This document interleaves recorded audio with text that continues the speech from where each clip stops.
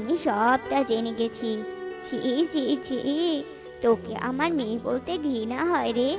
তুই কি না ওদের বলেছিস আমি মারা গেছি, আর এই গাছ আমি রোপণ করেছি। এসব বলে তুই ওদের বাসা থেকে তাড়িয়ে দিয়েছিস।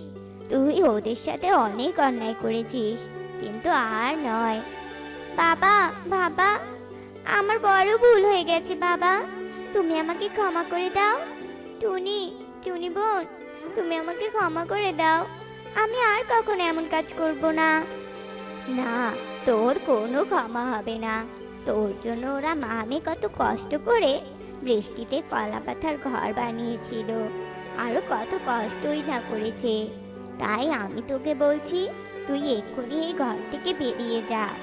বাইরে তো অনেক বৃষ্টি হচ্ছে, এখন তুই সেই বৃষ্টিতে ভিজলেই বুঝতে পারবি বৃষ্টির জলে ঠান্ডায় থাকাটা কত কষ্টকর। এসব শুনে কাকুলি কাক বাইরে বেরিয়ে যায় আর বৃষ্টিতে ভিজতে থাকে। পাশের ঘর থেকে আমি সব কিছু শুনেছি টুনি। যেহেতু এটা তোমার বাসা, সেহেতু আজ থেকে আমি বাড়ি ভাড়ার টাকা তোমাকেই দিব। টুনি, বাইরে তো অনেক বৃষ্টি, তাই বলছি আজ এই অর্ধেক বেলা আর রাতটুকু আমাকে তোমার বাসায় থাকতে দিবে? কেন দিব না আপনাকে আমি থাকতে আমার বাসায়? আপনি তো আজ আমার এত বড় উপকারটা করলেন, আমার বাসা আমাকে ফিরিয়ে দিলেন। এরপর টুনি কালু কাককে তার বাসায় থাকতে দেয়।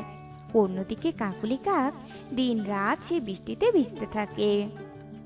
লাম্বনিয়া নামে বিশাল এক জঙ্গল ছিল।